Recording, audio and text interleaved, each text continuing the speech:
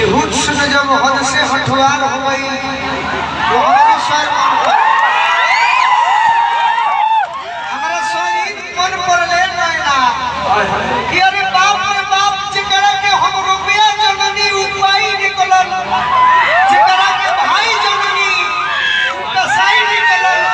जकरा के हम कुआर जन के प्यार कइलू 8 लड़का के माई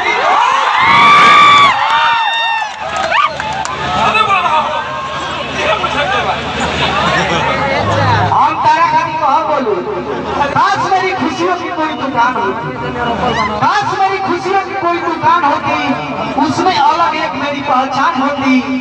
दे देता तुम्हें जमाने भर की चाहे उसकी कीमत मेरी जान होती तू से भाई के धोखा देता है छोटू हमारा भैया के धोखा दे देता जमाने भर की खुशियां जान होती बाकी बोलू रचन को हम करे कि खइला बानी भूखाई लईखी खइला बानी भूखाई लईखी तोहरे भरोसे ही जाई लईखी आज बोलू रचन के देखो तो मुंह बनावत तो हम बहुत रूप देखे खातिर खाई लईखी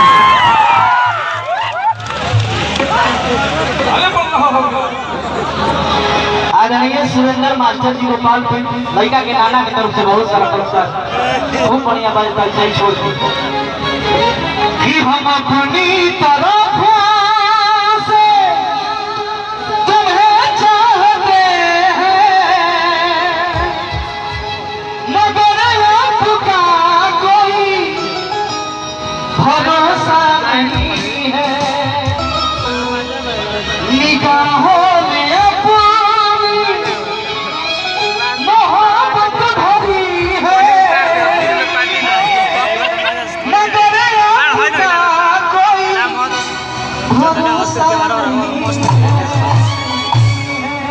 कहो कि जानती तो प्यार नहीं करती हो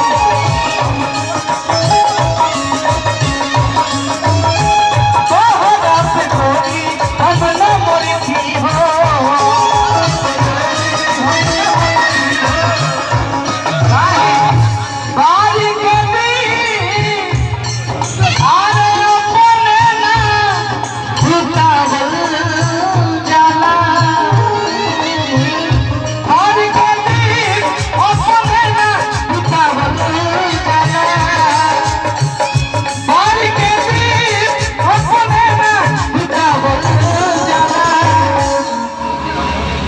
आदरणीय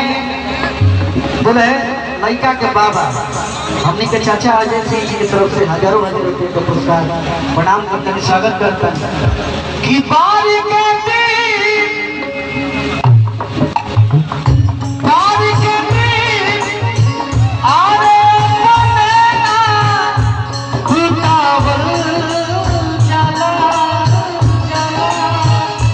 नाम लिख के दिल करना मीठा जाला नाम लिख के दिल करना मीठा जाला नाम लिख के दिल करना मीठा जाला